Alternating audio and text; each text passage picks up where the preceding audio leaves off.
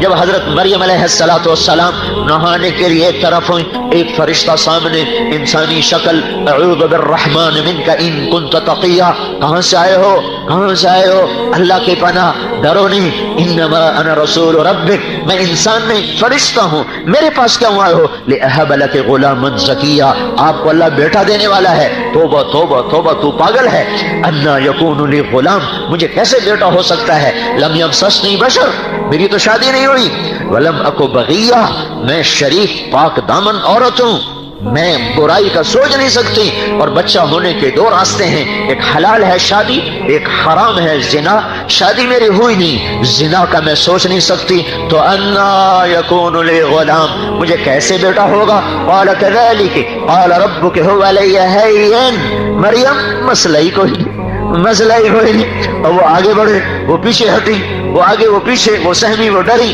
کہیں ڈرو نہیں ڈرو نہیں، ان کو آستین سے یہاں، یہ دیکھ رہے ہو، یہاں سے پکڑا، آستین سے پکڑا، انگلی اور انگوٹھے سے یہاں سے، اور پھونک ماری،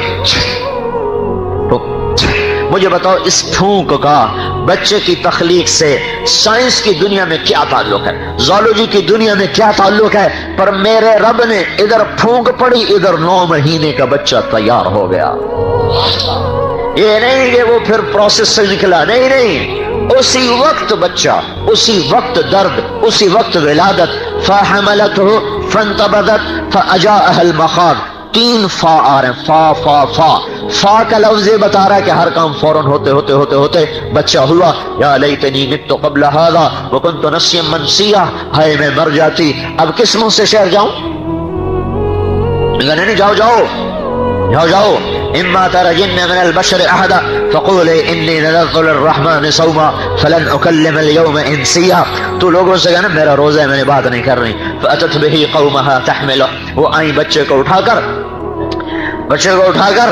اور شور مچا، یا مریم لقد جئت شيئا فریا، یا اخت ہارون ما كان ابوك امرأ سوء ما كانت امك بغیا، ارے مریم نہ تیری ماں ایسی نہ تیرا بھائی ایسا نہ تیرا باپ ایسا، یہ کیا کیا، فاشارت الیہ، کہ میرا روزہ ہے، بچے سے بات کرو، سنو اللہ کے رحم و کرم کو، ہم جھوٹ بھی بولیں تو ہمارا روزہ نہیں ٹوٹتا، وہ سچ بھی بولتے تھے ان کا روزہ ٹوٹ جاتا تھا، ان کے بول کا بھی روزہ، کھانے کا بھی روزہ، آپ کے صرف کھانے کا روزہ ہے، تو ان کا کیف نکلم من کان فی المہد صبیا، اور بچے سے کون بات کریں، قال انی عبد اللہ آتانی الکتاب وجعلنی نبیا وجعلنی مبارکا اینما کنت واوصانی بالصلاة والزکاة ما دمت حیا وبرا بوالدتی ولم یجعلنی جبارا شقیا والسلام علی یوم ولدت ویوم اموت ویوم ابعث حیا ذلك عیسی بن مریم قول الحق الذی فیہ یمترون، میرے اللہ نے قرآن میں یہ واقعات سنا کر ہمیں بتایا ہے کہ کائنات بحر بر کی چابی اللہ کے ہاتھ میں ہے،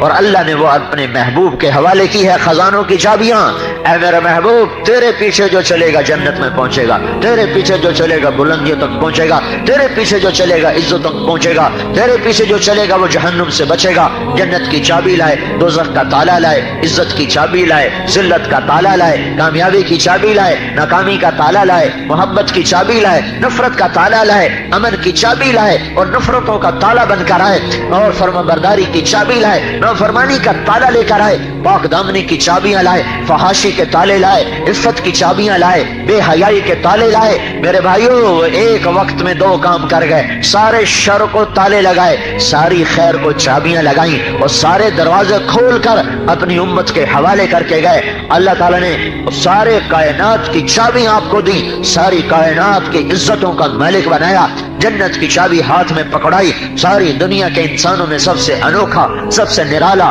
سب سے افضل، سب سے اعلیٰ، سب سے اجمل، سب سے برتر، سب سے احسن، سب سے انور، سب سے ابہا، سب سے کیا کتنے الفاظ ہوں، سب سے ازکا، سب سے اطہر، جتنے بھی الفاظ لا اللہ کی قسم چھوٹے ہیں، اور میرا آپ کا نبی ان سے بڑا ہے۔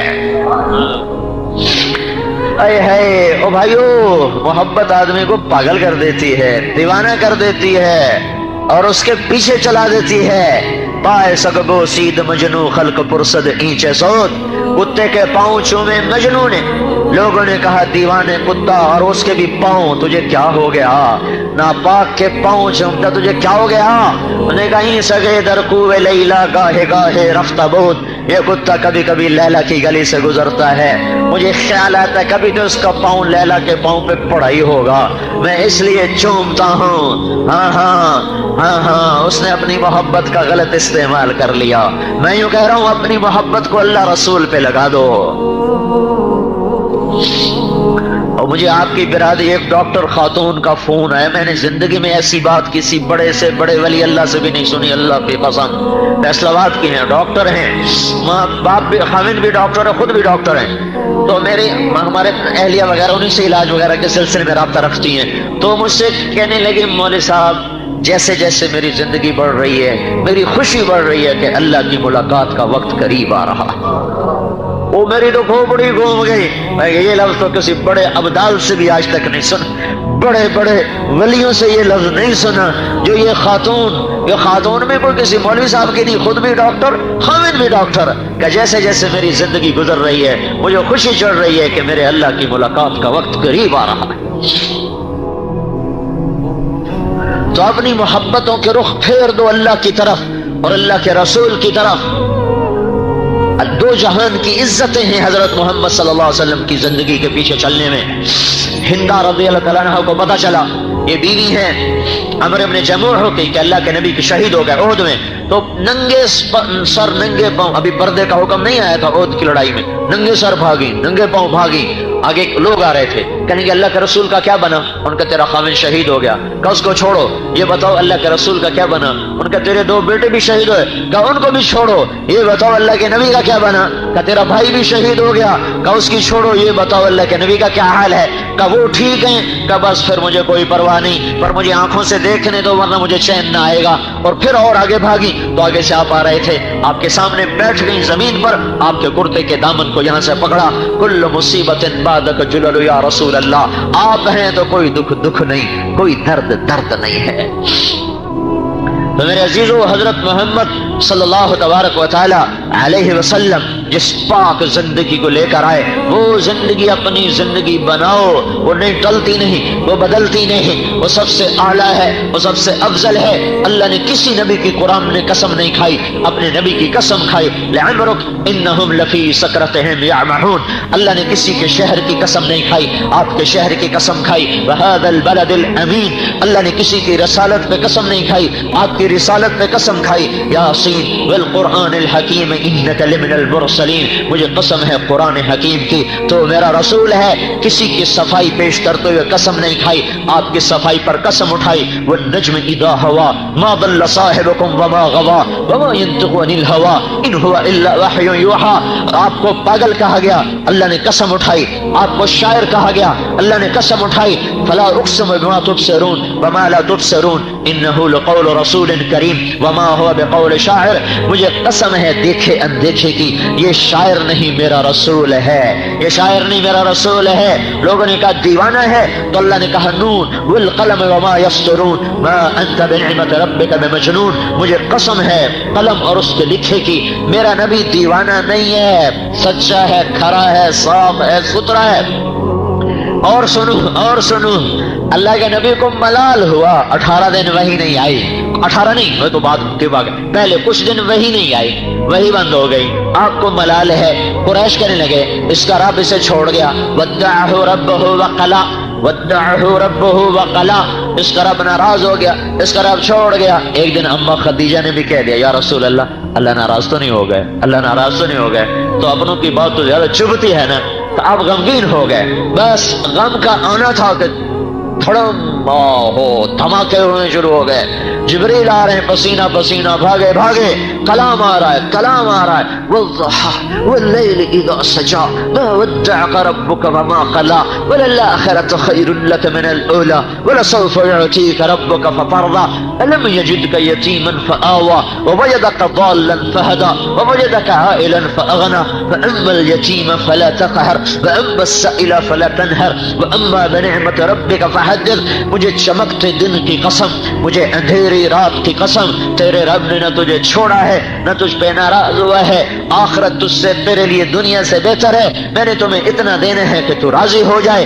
ایک ترجمہ اور سنو جس کو امام راضی نے اشارہ کیا ہے، والضحى اے میرے محبوب مجھے تیرے روشن چہرے کی قسم، واللیل اذا سجا مجھے تیری گھنی گھنیری سیاہ زلفوں کی قسم، میں نے تجھے نہیں چھوڑا، میں تجھ پہ ناراض نہیں، میں نے تمہیں اتنا دینا ہے کہ تجھے خوش کر دوں گا، تو خوش ہو جائے گا۔ ایک اور ترجمہ سنو، وہ بھی امام رازی نے کیا ہے، والضحا اے میرے محبوب مجھے تیرے روشن علم کی قسم، واللیل اذا سجا مجھے تیری ستاری کی چادر کی قسم جس میں تو اپنی امت کے جرم چھپا لیتا ہے، گناہگاروں کو بھی سینے سے لگا لیتا ہے، نافرمانوں کو بھی اپنی جھولی میں سلا لیتا ہے، اور ان پر بھی اپنی ستاری کی چادر ڈال دیتا ہے۔ او سنو میرے بھائیو، کسی برے سے برے کی بھی پگڑی نہ اچھالا کرو، وہ ہم نے تو نیکوں کی پگڑیاں اچھالنا شروع کر دی۔ کسی بری سے بری عورت کی بھی پگڑی نہ اچھالو، اس کی چننی نہ اتارو، ہم نے تو نیک پاک عورتوں کے دامن کو تار تار کر دیا، ڈھونڈتے پھرتے ہیں کیا کرتے ہیں کیا کرتی ہیں۔ کیا میں معصوم ہوں؟ کیا آپ معصوم ہیں؟ کیا جنید بغدادی معصوم ہو گئے؟ کیا صحابہ معصوم نہیں ہے تو بعد میں کون معصوم ہوں گے؟ کسی کی کمیاں نہ دیکھو، کسی کی برائیاں نہ دیکھو۔ اللہ کا نبی ستاری کرتا چلا گیا۔ جو چور کو لے کر آئے تھے نا، وہ جس کا ہاتھ کاٹا گیا تو آپ رونے لگے۔ تو آپ نے فرمایا اگر تم اس سے وہیں توبہ کروا لیتے، میرے پاس نہ لاتے تو کتنا اچھا ہوتا۔ کہا جی آپ ہاتھ نہ کاٹتے، کہ شریعت میری تو نہیں کہ میں نہ کاٹتا، شریعت تو میرے رب کی ہے۔ اور جب وہ ماعز اسلمی کو زنا میں سنگسار کیا تو آپ نے ثابت بن حزال سے کہا کاش تو اسے میرے پاس نہ لاتا اور اس پر تو اپنی ستاری کی چادر ڈال دیتا اور تو اسے وہی توبہ کرا لیتا، میرے پاس کیوں لایا تھا؟ جو ایسے جرموں پہ پردہ ڈالتا ہو اس کی امت نے نیکوں کو پکڑ پکڑ کے اچھالنا شروع کیا ہوا ہے، پگڑیاں اچھال رہے ہیں۔ یہ اخبار والے کیا کر رہے ہیں؟ اخبار والوں کو چھوڑو، ہم کیا کر رہے ہیں؟ ہم کیا کر رہے ہیں؟ ہماری زبانیں کیا کر رہی ہیں؟ تو میرے عزیزو میں آپ کو ہاتھ جوڑ کے کہتا ہوں، دھن رے دھنیے اپنی دھن، پرائی دھنی کا پاپ نہ پن، تیری روئی میں چار بنولے، سب سے پہلے ان کو چن، اپنی کمیاں دیکھو، اوروں کی اچھائیاں دیکھو، عزت پاؤ گے۔ اللہ کی قسم جو اوروں کی کمیاں دیکھتا ہے فوراً اللہ کی نظر سے گر جاتا ہے۔ شرابی جواری گرتا ہے، اور یہ نیک آدمی اوروں کی کمیاں دیکھ کر نفرت کے جذبے پرورش کرنے والا اپنے دل میں فوراً گرتا ہے۔ تو اللہ تعریف کر رہا ہے، واللیل اذا سجا ما ودعك ربك وما قلى وللآخرة خير لك من الأولى ولسوف يعطيك ربك فترضى۔ تجھے اتنا دینا ہے کہ تو راضی ہو جائے گا، راضی۔ یہ جو آیت ہے نا، یہ آپ کی شان میں پورے قرآن میں سب سے بلند ہے۔ اللہ ساری دنیا سے کہتا ہے مجھے راضی کرو، خود کہتا ہے میں نے تجھے راضی کرنا ہے۔ ہائے ہائے، خالق مخلوق کو راضی کرے ہیں، معبود اپنے عبد کو راضی کرے۔ فَتَرْضَى، ایسا دوں گا کہ تجھے خود بھی وہم و گمان نہیں۔ یہ لفظ فا ہے نا، فا، یہ اللہ کے لا محدود خزانوں کی طرف اشارہ کر رہا ہے کہ اللہ اپنے نبی کو اتنا دینے والا ہے کہ نہ خود ہمارے نبی کو پتا ہے نہ اوروں کو پتا ہے، صرف اللہ کو پتا ہے کہ میں نے اس کو کتنا دینا ہے۔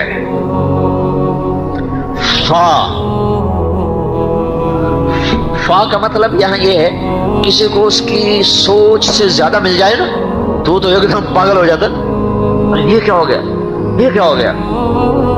ایک آدمی کی 10 لاکھ کی لاٹری نکلی تو وہ اس کو وہ تھا جو ڈاکیا تھا نا، اس نے کہا پتہ نہیں مری نہ جائے، اس کو ایسا بتاؤں۔ کہنے لگا کون جی صاحب جی آپ کے 50,000 نکلے تو مجھے کیا دو گے؟ کہ تمہیں 1,000 دے دوں گا۔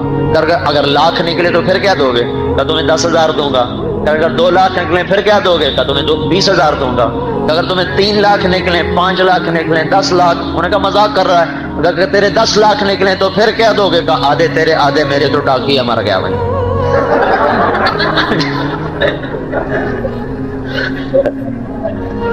ڈاکیا دڑل ہو گیا۔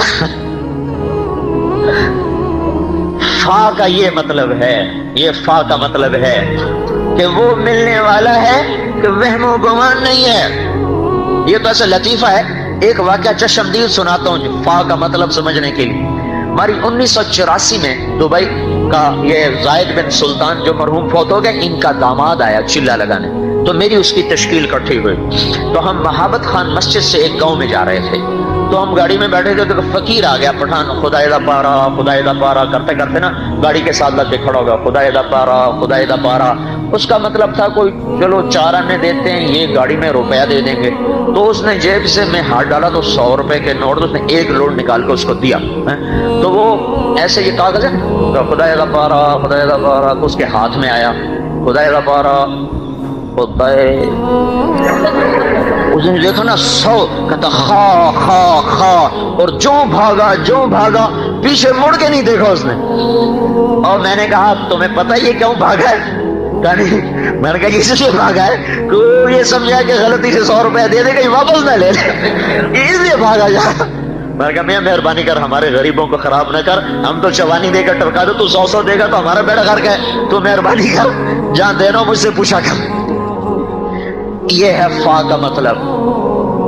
اس کی کھوپڑی گھوم گئی، اس نے سارے دن میں 100 کمانا تھا، 1984 کی بتا رہا ہوں، تو اس کو صبح صبح 100 مل گیا، تو اس کے تو ہوا میں اڑ گیا ہو۔ فتاربا، میرے محبوب تجھے اتنا دینا ہے کہ تجھے خود نہیں پتا۔ تو یہ دونوں جہان کی عزتوں کا راستہ ہے۔ حضرت محمد صلی اللہ علیہ وسلم کی پاک زندگی، اس پہ آ جاؤ۔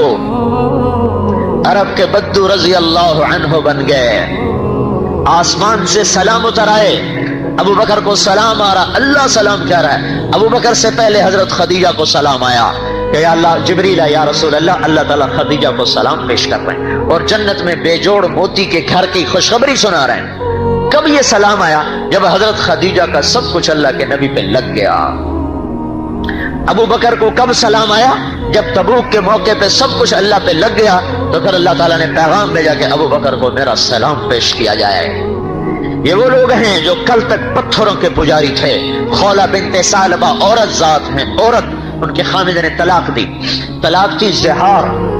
کوئی آدمی یوں کہے آج بھی تو میرے لیے بیوی کو میری ماں کی پشت کی طرح ہے، تو عورت اس پہ حرام ہو جائے گی، یا تو پھر غلام آزاد کرے، یا وہ 60 مسکینوں کو کھانا کھلائے، یا 60 روزے رکھے، پھر عورت حلال ہوگی۔ لیکن جب انہوں نے یہ کہا، اس وقت عرب میں دستور یہ تھا کہ وہ عورت اس پہ ایسی حرام ہوتی تھی کہ دوسرے نکاح سے طلاق ہو کر بھی نکاح نہیں ہو سکتا تھا۔ 3 طلاق سے بھی سخت بات تھی۔ جب انہوں نے طلاق دی، اوس بن صامت ان کے خامد ہیں، تو اٹھ کے آئی حضور کے پاس۔ اس حضرت عائشہ کنگھی کر رہی تھی آپ کو، کہنے لگے یا رسول اللہ میرے خامد اوس نے مجھے طلاق دے دی ہے، تو اس میں آپ کا کیا فیصلہ ہے؟ طلاق زہار دی ہے۔ تو آپ نے کہا حرمتی علیہ خولہ، تو اس پہ حرام ہو گئی۔ کہ یا رسول اللہ آپ نظر ثانی فرمائیں، انہو ابو ولدی واحب الناس الیہ، میرے بچوں کا باپ بھی ہے، مجھے بڑا محبوب بھی ہے۔ زندگی ساری گزر گئی ہے تو غصے میں کہہ دیا، آپ نظر ثانی فرمائیں۔ آپ نے کہا حرمتی علیہ خولہ، تو اس پہ حرام ہو گئی۔ انہوں نے کہا یا رسول اللہ افنا مالی افنا شبابی وَأَكَلَ مَالِي وَتَفَرَّقَ أَهْلِي وَنَفَرْتُ لَهُ بَطْنِي، یا رسول اللہ میں بوڑھی ہو گئی، بچے جنتے جنتے میرا پیٹ پھٹ گیا، ماں باپ میرے مر گئے، پیسہ میرا ختم، اس بڑھاپے میں مجھے اور کون شادی کرے گا؟ ماں باپ نہیں کہ جن کے گھر بیٹھ جاؤں، تو میں کس کے سہارے بیٹھوں؟ تو آپ نے دیکھا وہ تو مانتی نہیں ہے، تو آپ چپ ہو گئے اور اپنا سر جھکا لیا۔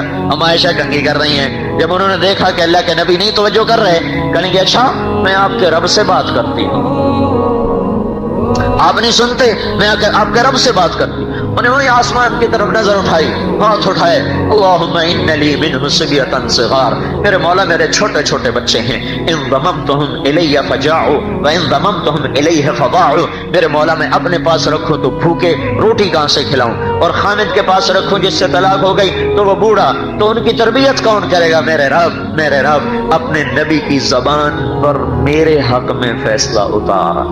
اور دیکھ رہے ہو اللہ کو پابند کر رہی ہے، فیصلہ میرے خلاف نہ کرنا، میرے حق میں فیصلہ کرنا، جو کرنا ہے میرے حق میں کرنا ہے یا اللہ۔ اور یہ کہہ کر رونا شروع کیا۔ حضرت عائشہ رضی اللہ عنہا نے دیکھا کہ آپ پہ وحی آ رہی ہے، چہرہ بدل جاتا تھا، تو انہوں نے خولہ کو کہا خولہ چپ چپ چپ چپ، وحی آ رہی۔ تو خولہ نے اور رونا شروع کر دیا کہ پتہ نہیں وحی میرے حق میں آ رہی کہ میرے خلاف آ رہی ہے، اور زیادہ رونا شروع کر دیا۔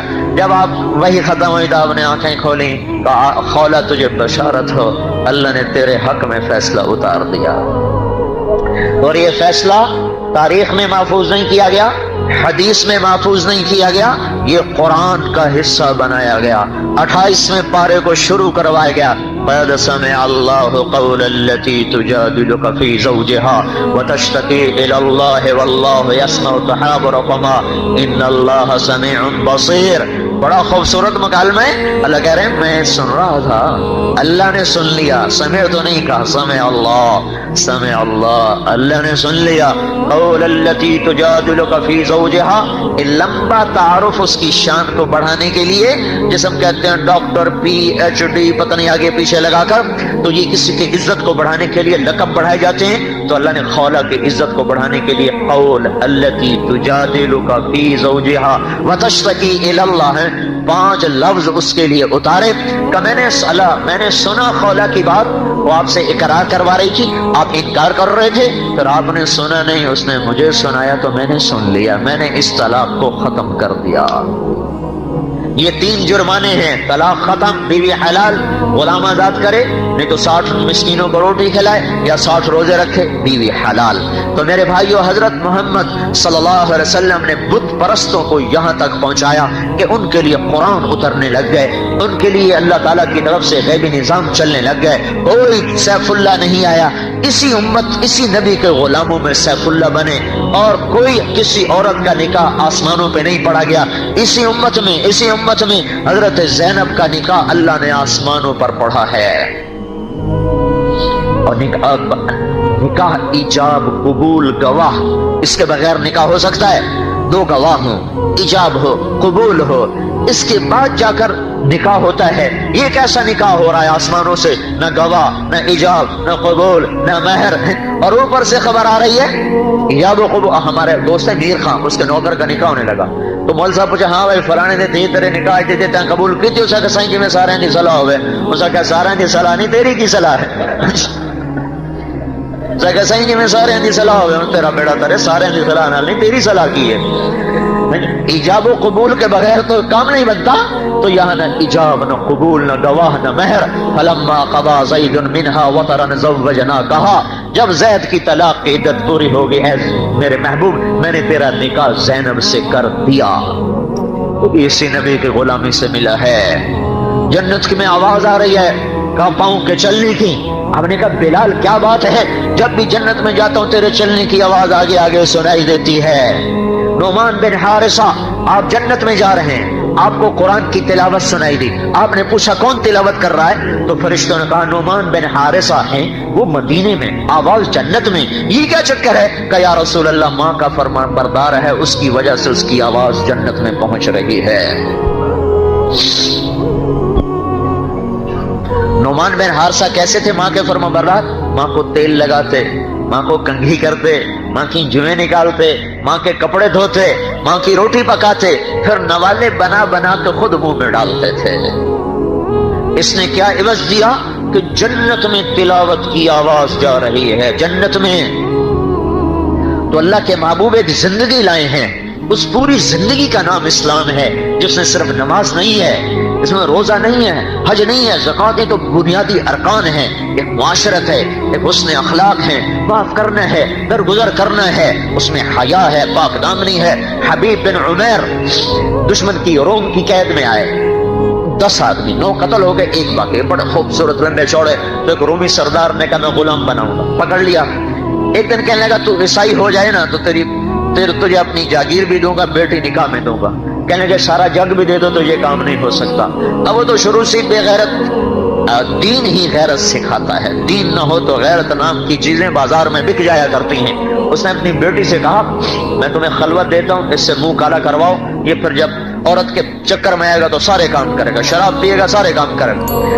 3 دن 3 رات، میں آپ کو نبی والی معاشرت بتا رہا ہوں، آپ لوگ لڑکے لڑکیاں کٹھے پڑھتے ہو، 3 دن 3 رات وہ لڑکی حبیب بن عمیر کو دعوت دیتی رہی، ان کی نظر کا پردہ نہ اٹھ سکا۔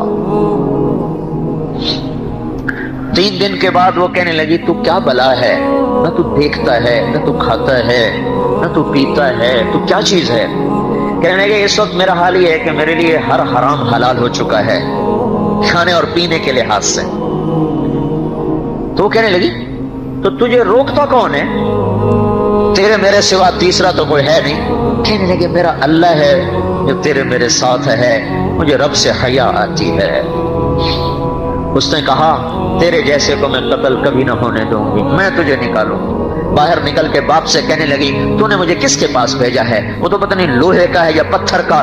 3 دن 3 رات اس نے مجھے نظر اٹھا کے نہیں دیکھا، انہوں نے کھایا نہ پیا، پھر ایک رات کو آئی اور اسے خود ہی نکال لے گا، جا نکل جا۔ تو اللہ کا نبی ہمیں ایک زندگی دے کر گیا ہے۔ دمشق کی لڑائی میں قیصر روم کی بیٹی قید میں آ گئی۔ خالد بن ولید اس وقت سالار ہیں، انہوں نے دیکھا کہ شاہ روم کی بیٹی ہے تو فوراً اس کو باندیوں کو ساز و سامان کو جمع کروایا، 400 فوجیوں کا دستہ دیا، کہا ہم بادشاہوں سے یہ سلوک کرتے ہیں، ان کے شایان شان سلوک کرتے ہیں، کہا جاؤ اس کو باپ کے پاس چھوڑ کے آؤ۔ دمشق سے انطاکیہ، آج وہ ترکی میں ہے، 600-700 ہزار کلومیٹر کا فاصلہ، خود مسلمانوں کا لشکر اس کی بیٹی کو چھوڑنے گیا۔ آج ہماری بیٹیاں ہمارے بیٹوں سے محفوظ نہیں ہیں۔ مسلمان کا بیٹا مسلمان کی بیٹی کی عزت کو تار تار کر رہا ہے۔ وحشی درندے بن چکے ہیں، جیسے اوپر والا سو گیا ہے، جیسے اوپر والا کمزور پڑ گیا ہے، جیسے اوپر والے کو نظر نہیں آ رہا، جیسے جنت کی آگ ٹھنڈی ہو گئی ہے، جیسے انگاروں کی دہک چمک ختم ہو گئی ہے، یا فرشتوں کے گرز وہ پگھل گئے ہوں، جیسے موت نے کسی اور کی راہ دیکھ لی ہو۔ اور سوچو تو صحیح کہاں کن اخلاق سے کہاں گرے ہیں ہم۔ جب قیصر کی بیٹی پہنچی انطاکیہ اور اس نے بتایا کہ مسلمانوں نے میرے ساتھ یہ کیا ہے، تو قیصر راز و زار و قطار رویا اور اس نے کہا جس قوم کے یہ اخلاق ہوں انہیں دنیا کی کوئی طاقت نہیں ہرا سکتی، ان قریب میرے اس تخت کے بھی وہ مالک بنیں گے۔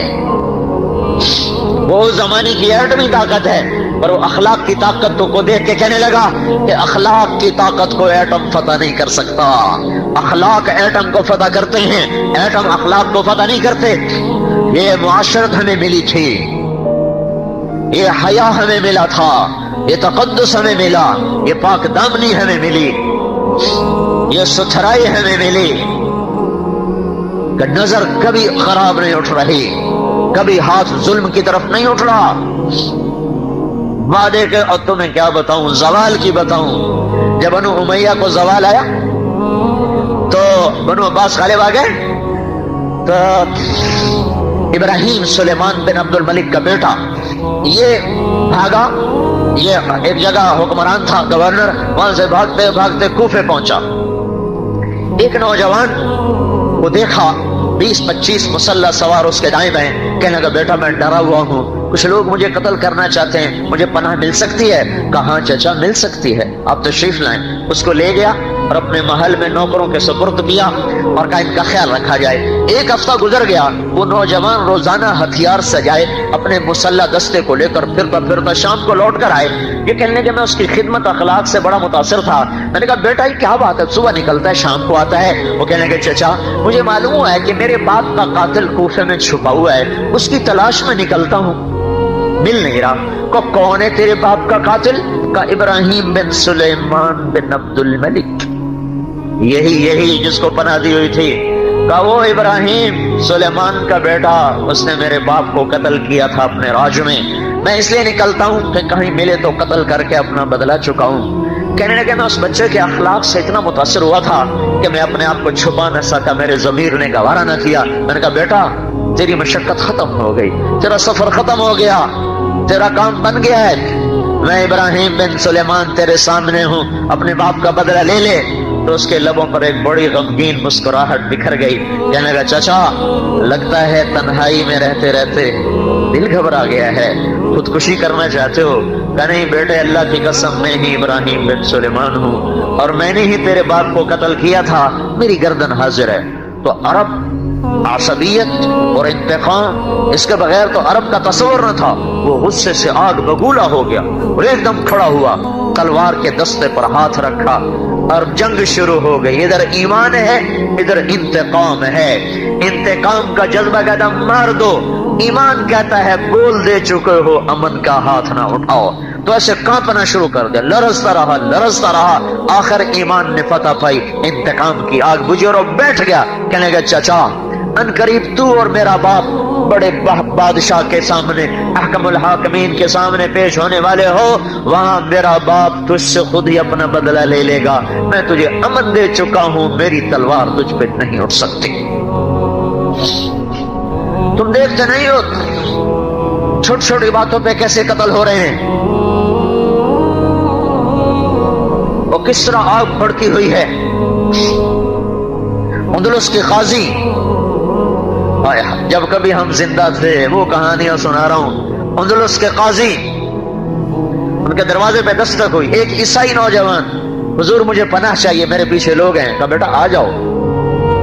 ایک کمرے میں ان کو بٹھا دیا۔ تھوڑی دیر بعد دستک ہوئی، دروازہ کھلا تو جوان بیٹے کی لاش اٹھائے ہوئے لوگ اندر آ رہے ہیں۔ یہ کیا؟ اکلوتا بیٹا تھا۔ کہا جی آپ کے بیٹے کو قتل کر دیا گیا۔ کس نے؟ کہ ایک عیسائی نوجوان نے کیا ہے، وہ یہیں کہیں چھپ گیا ہے، ہم اس کے پیچھے دوڑے ہیں، کہیں انہی گلیوں میں چھپ گیا ہے، ہم اس کی تلاش کر رہے ہیں۔ ہاں ہاں تلاش کرو اور اس کی تجہیز و تکفین کا انتظام کرو۔ جب تجہیز تکفین ہو گئی اور دفن بھی ہو گیا، اس کے بعد آدھی رات بیت گئی تو انہوں نے دروازے پہ دستک دی۔ اس بچے نے دروازہ کھولا، کہا بیٹا تجھے پتہ بھی ہے تو نے کس گھر میں پناہ لی؟ کہا جی نہیں۔ کہا جس گھر کا چراغ گل کیا ہے اسی میں پناہ لینے آئے ہو۔ تو نے میرے بیٹے کو قتل کیا ہے، لیکن میں مسلمان ہوں، تجھے امن دے چکا ہوں۔ یہ روٹی کا توشہ دان ہے، یہ تھیلے میں پیسے ہیں، یہاں سے بھاگ جا، باہر کہیں پکڑ گیا تو میں ذمہ دار نہیں، میری طرف سے تجھے امن ہے۔ یہ ایک زندگی تھی جو امت کو ملی تھی۔ اے ہے بھول جو گئے، مدت ہوئی سیاد نے چھوڑا بھی تو کیا، تاب پرواز نہیں، راہ چمن یاد نہیں۔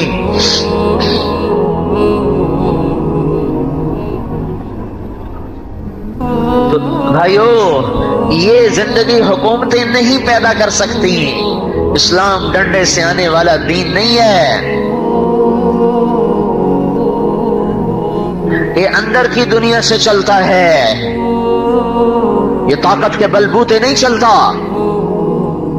کوئی دنیا میں ایسی طاقت نہیں جو مجھے اندر کی مایا کے زندہ ہوئے بغیر مجھے دین پہ چلا دے۔ چلو نماز تو پڑھا دیں گے، روزے بھی رکھا دیں گے، ماں کی خدمت کون کرائے گا؟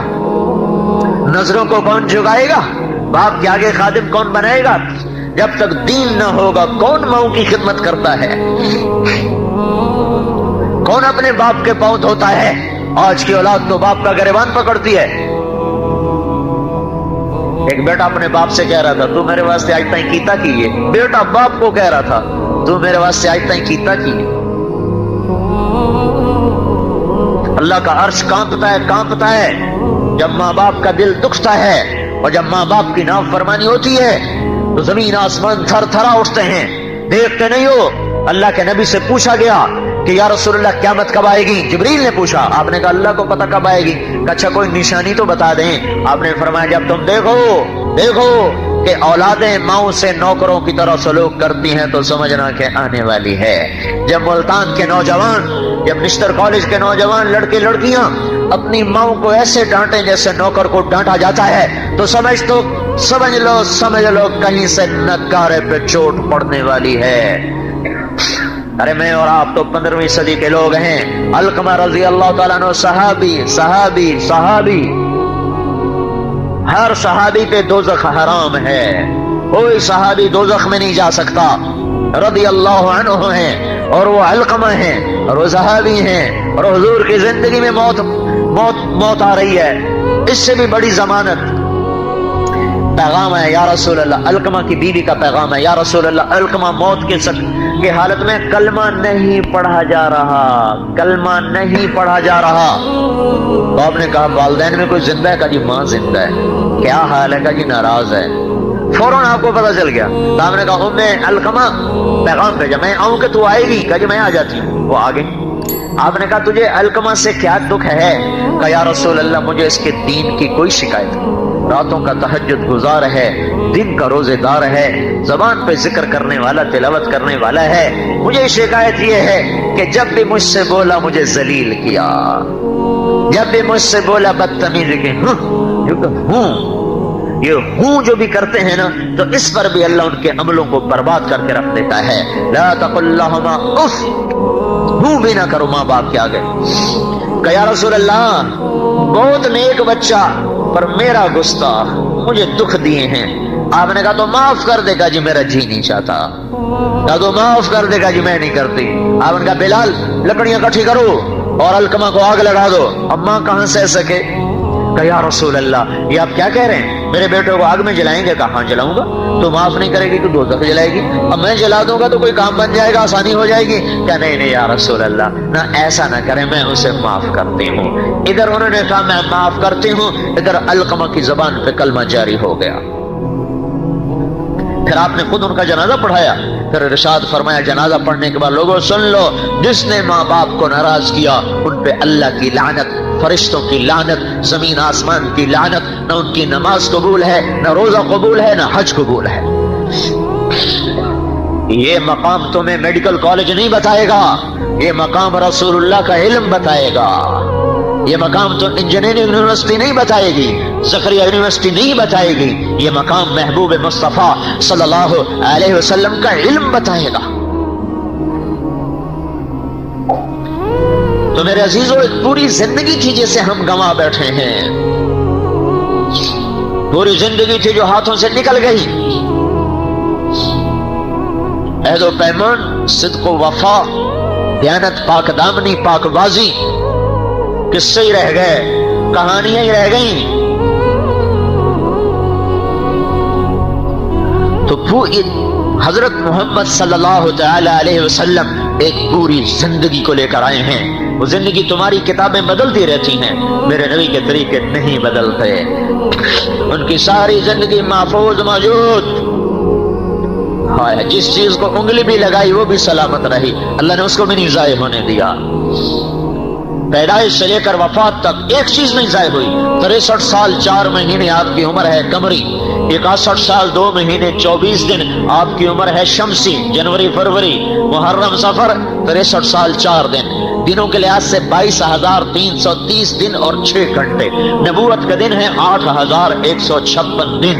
یوم پیدائش ہے پیر، اور 12 ربیع الاول اور عام الفیل اور 22 اپریل اور 571 عیسوی اور 1 جیٹھ اور 628 بکرمی، صبح کے 4:20 پر آپ دنیا میں تشریف لائیں۔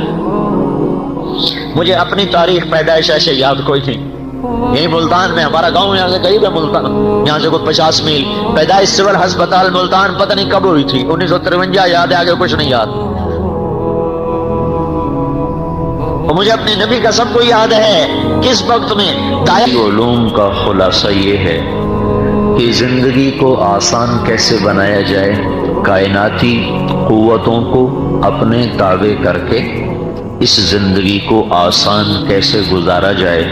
ساری دنیا کی سائنس کی یہ آسان تعریف ہے جو میں نے آپ کو کر کے بتائی ہے۔ اور جتنے معاشرتی علوم ہیں جس کو ہم آرٹس کہتے ہیں، ایک سائنس ہے ایک آرٹس ہے، تو جتنے معاشرتی یا یوں سمجھیے کہ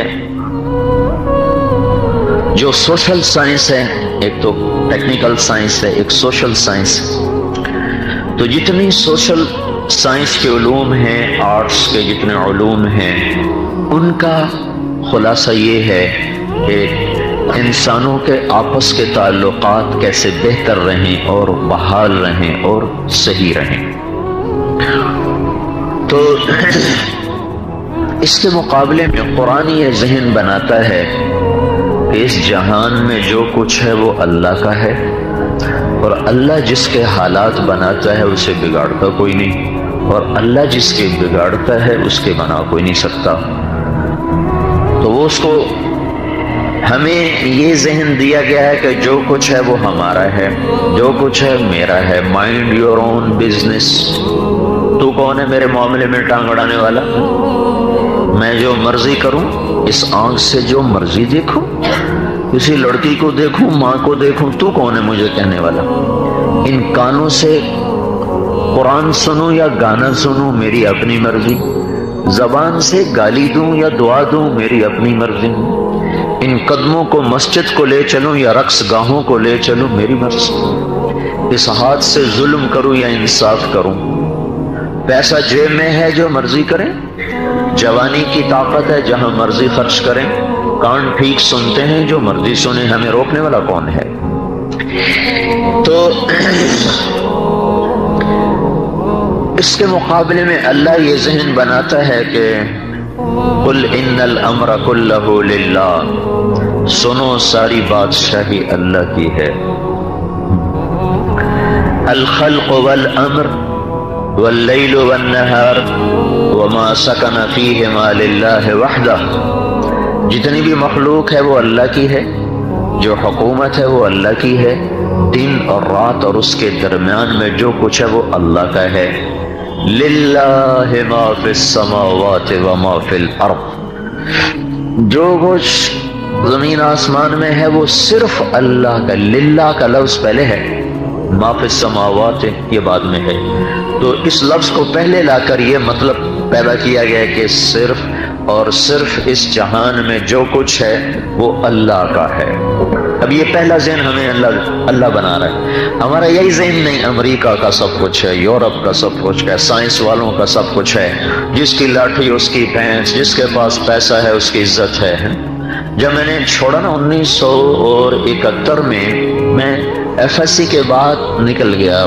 جب آدمی کوئی مشہور ہو جاتا ہے تو اس کے ساتھ بہت سی چیزیں ویسے بھی لگ جاتی ہیں. کوئی کہتا ہے پورے ڈاکٹر بن گئے تھے، کوئی کہتا تھا بیچ میں چھوڑ دیا، کوئی کچھ.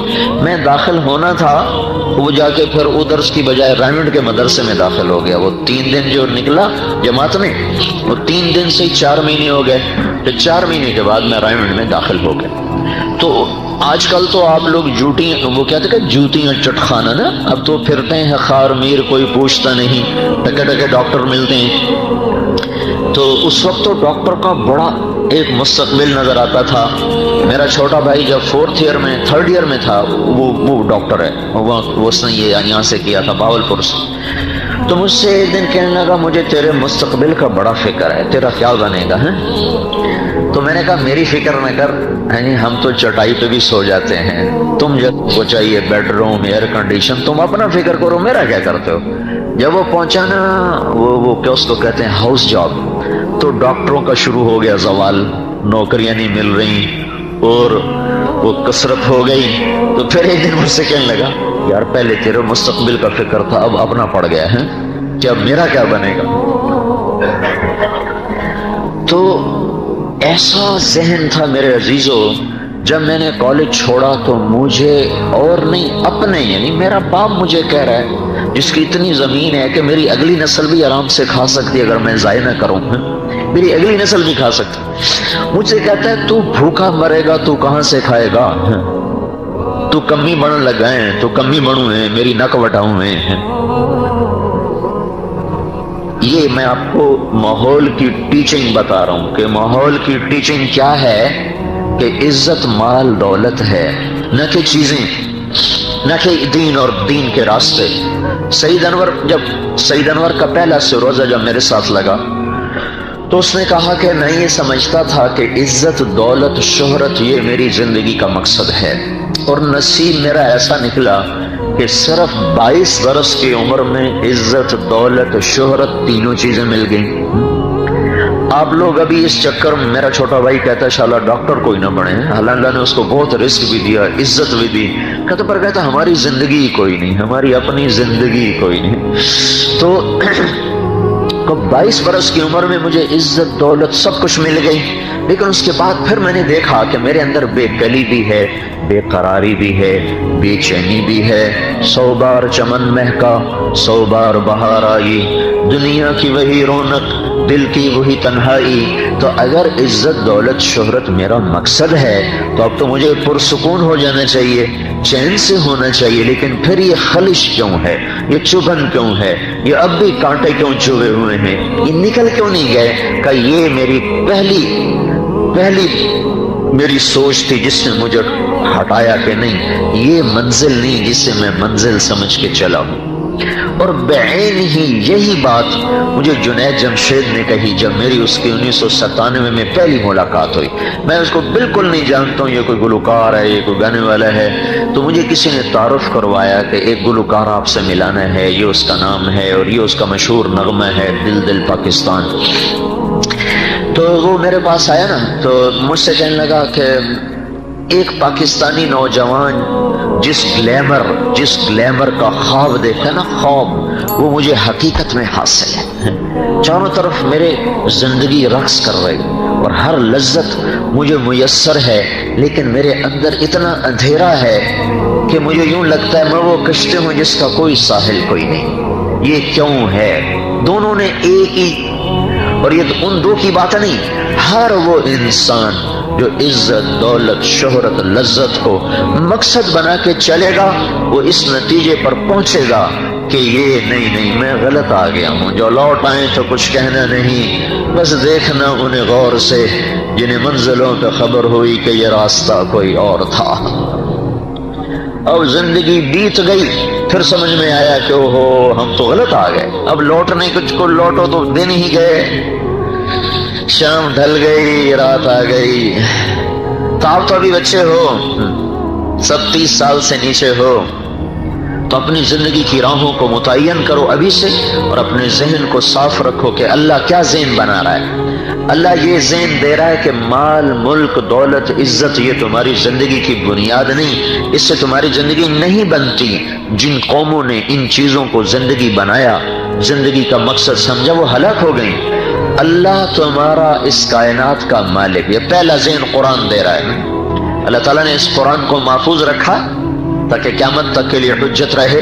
تورات بدل گئی، انجیل بدل گئی، زبور بدل گئی۔ قرآن میں ایک فرق ہے، تورات، زبور، انجیل کتاب اللہ ہے، کلام اللہ نہیں، اور قرآن کتاب اللہ بھی ہے، کلام اللہ بھی ہے۔ اس لیے وہ چونکہ کتاب اللہ تھی، کلام اللہ نہ تھی، تو ان کو لوگوں نے بدل دیا، وہ زبانیں مٹ گئیں۔ یہ کلام اللہ ہے، کتاب اللہ ہے، کلام اللہ ہے، اور اللہ کا کلام ابدی چیز ہے، اسے کوئی مٹا نہیں سکتا، ازلی ہے، اسے کوئی مٹا نہیں سکتا۔ سارے دہری دجال اسے مٹانا چاہیں نہیں مٹا سکتے۔ 1935 میں جرمنی کی گردن کافی بلند ہو چکی تھی اور وہ بہت طاقتور ہو چکا تھا، جبھی تو اس میں جنگ عظیم چھڑی، تو وہاں کے پادریوں نے اکٹھا کیا انجیل کو۔ ایک نسخہ دوسرے سے نہیں ملتا، ایک دوسرے سے نہیں ملتا، وہ حیران ہو گئے، کہنے کہ قرآن اکٹھا کرو، اس کا بھی یہی چکر ہوگا۔ تو 1935 میں جب کہ چھاپا خانے ہیں ہی نہیں، برائے نام 40,000 قرآن اکٹھے کیے گئے، افریقہ سے لے کر یورپ، ایشیا، جہاں جہاں مسلمان تھے 40,000 قرآن اکٹھے کیے گئے، اکثر قلمی نسخے، انہوں نے سارے قرآنوں کو ملایا، کسی ایک جگہ فرق نہ پایا، زیر زبر کا بھی فرق ہے۔ تنزیل ممن خلق الارض والسماوات العلا، یہ اترا ہوا ہے اس رب کا جس نے بلند آسمان اور زمین کا فرش بچھایا، اس کو کوئی نہیں بدل سکتا۔ انہ لقول فصل وما هو بالہزل، یہ قول فیصل ہے۔ وتمت کلمۃ ربک صدقا وعدلا لا مبدل لکلماتہ وهو السمیع العلیم۔ آپ کی تحقیقات کیسے بدلتی رہتی ہیں، ہر 10 سال میں بالکل نئی تھیوریز آ جاتی ہیں، پچھلی غلط، آگے نہیں۔ قرآن کا اللہ تعالیٰ کہہ رہا ہے کہ تمت کلمۃ ربک صدقا وعدلا، یہ کلام کامل، اکمل، طاہر، اطہر ہو کر اترا ہے، مکمل ہو کر اترا ہے، اسے کوئی بھی اب نہ بدل سکتا ہے نہ یہ بدلے گا۔ تو قرآن کی بنیاد محکم ہے، قرآن کی بات محکم ہے، ناقابل تبدیل ہے۔ تو قرآن کا ذہن ہے قل اللہم مالک الملک، اے لوگو، اے بچوں سنو، بادشاہ اللہ ہے، تؤتی الملک من تشاء، جسے چاہے بادشاہی دے، وتنزع الملک من من تشاء، جس سے چاہے واپس لے لے، وتعز من تشاء، جس کو چاہے عزت دے، وتذل من تشاء، جس کو چاہے ذلیل کرے۔ ما یفتح اللہ للناس من رحمت فلا ممسک لها، اگر اللہ تمہارے لیے رحمت کا در کھول دے تو ایٹمی طاقتوں سے بند نہیں کر سکتی۔ وما یمسک فلا مرسل له من بعدہ، اگر وہ بند کر دے تو تمہارا ایٹمی طاقت ہونا اس سے کھلوا نہیں سکتا۔ اور اس کو دوسری طرح اللہ تعالیٰ فرما رہا ہے ان یمسسک اللہ بضر فلا کاشف له الا هو، اگر میں تمہیں مصیبت میں ڈال دوں تو میرے سوا کوئی اس مصیبت کو ٹال نہیں سکتا۔ وَإِن يُرِدْكَ بِخَيْرٍ فَلَا رَادَّ لِفَضْلِهِ، اور اگر میں تمہیں اپنی رحمت سے نوازنا چاہوں تو کائنات ساری مل کر میرے فضل کو تم سے ہٹا نہیں سکتی۔ قل ان الامر كله للہ، کہو حکومت اللہ کی ہے. کب سے ہے؟ للہ الامر من قبل ومن بعد، ایسا شروع ہے کہ جس کی ابتدا کوئی نہیں، اور آخر ایسا آخر ہے کہ جس کی انتہا کوئی نہیں. حکومت اللہ کی ہے، ابتدا اور انتہا سے پاک ہے. طاقت تقسیم کی ہے، یہ وزیر اعظم کی طاقت، یہ صدر کی طاقت، یہ وزیر اعلیٰ، طاقتیں تقسیم ہے نا دنیا میں. اور اللہ تعالیٰ کیا کہہ رہا ہے؟ ان القوت للہ جمیعا، اللہ نے طاقتوں کو تقسیم نہیں کیا، ساری طاقتیں اللہ کے اپنے ہاتھ میں ہیں، اس کے اپنے ہاتھ میں ہیں. پھر اللہ تبارک و تعالیٰ کی اس شہنشاہی میں کوئی شریک ہو کر آ جائے تو اللہ تعالیٰ کہتا ہے نہیں نہیں نہیں نہیں نہیں نہیں، وَلَمْ يَقُلْ لَهُ شَرِيكٌ فِي الْمُلْكِ، میرا کوئی شریک کوئی نہیں ہے.